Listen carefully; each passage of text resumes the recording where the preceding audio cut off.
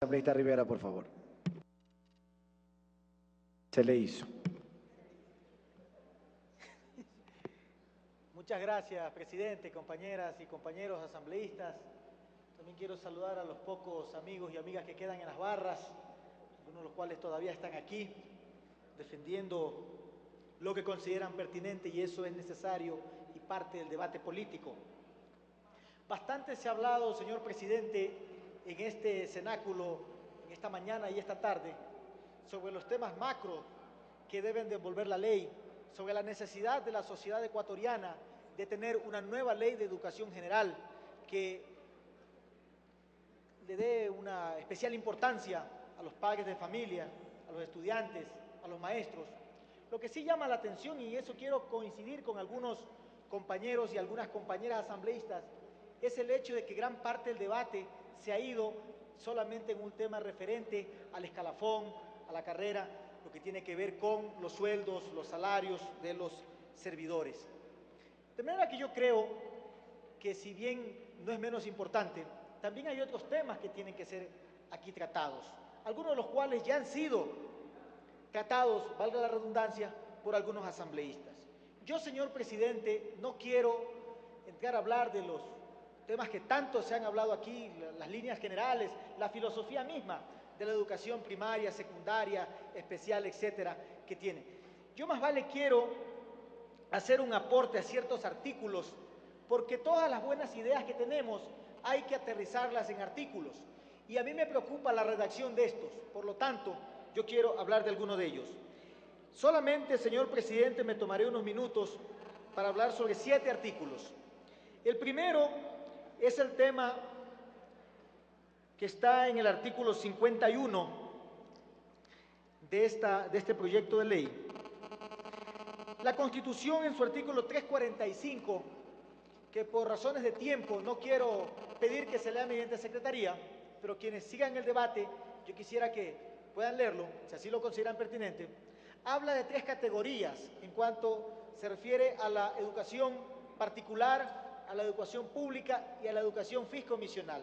Sin embargo, si leemos con detenimiento el artículo 51 en lo referente a las instituciones educativas particulares, encontraremos que se la califica de alguna forma como una educación en instituciones que pueden ser fiscomisionales o laica.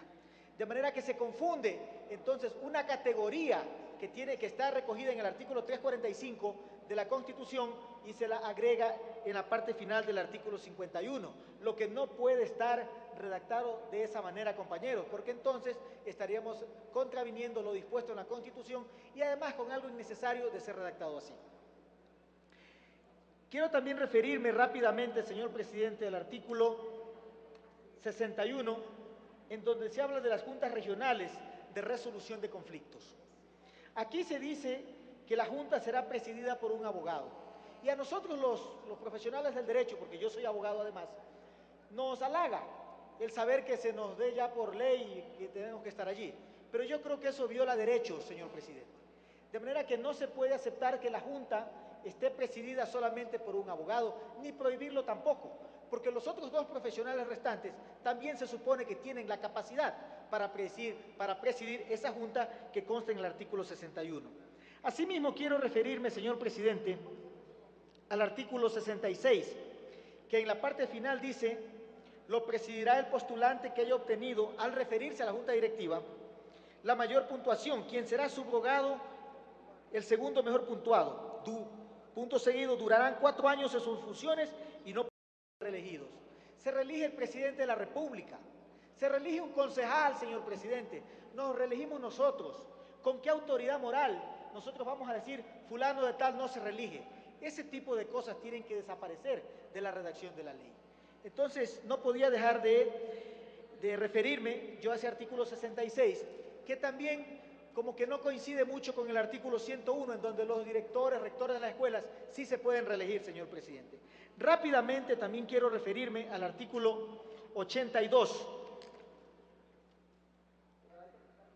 en el que, en la segunda parte, por decirlo de alguna forma, dice: las personas naturales o jurídicas, nacionales o extranjeras, que realicen investigaciones y estudios en territorios de nacionalidades y pueblos indígenas. Yo me pregunto, señor presidente, si aceptamos este tipo de redacción, ¿dónde quedan, por ejemplo, los pueblos negros del norte de Esmeraldas? ¿Dónde quedan mis pueblos montubios de la costa? Entonces, este tipo de redacción es excluyente.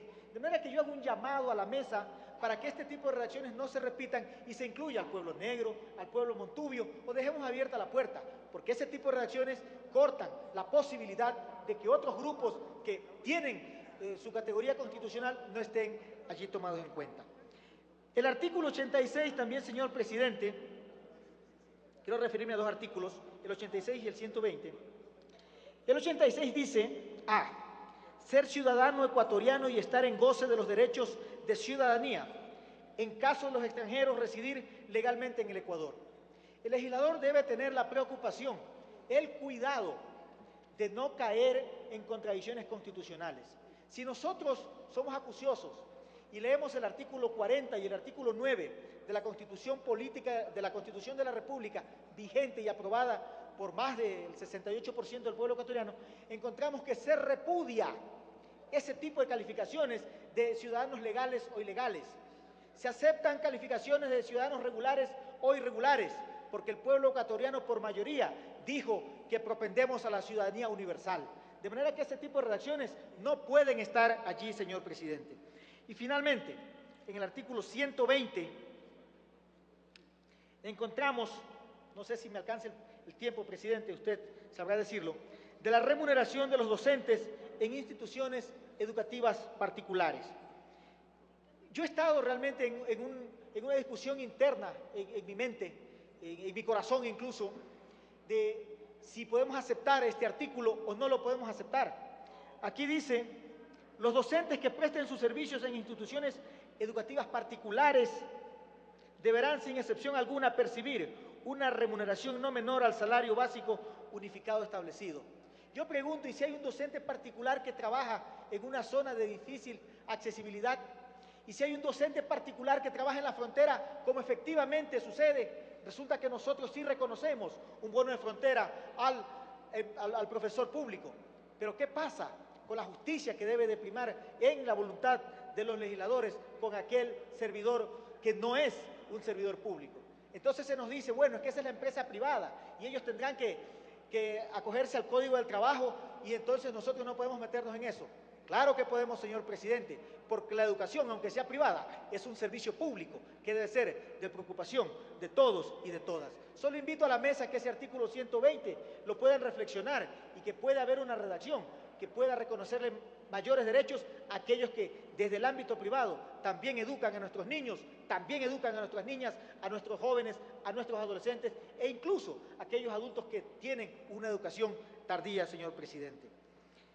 Es entre otras las cosas que quería, los artículos, hay algunos otros artículos que también quería yo comentarlos. Realmente ahora creo que estamos bastante avanzados en la tarde, creo que hemos hecho un sacrificio muy grande para poder estar aquí en este debate y además quedan 2 puntos, señor presidente. Quiero agradecer profundamente la oportunidad que se me ha dado en ocupar la palabra. Muchas gracias. Gracias.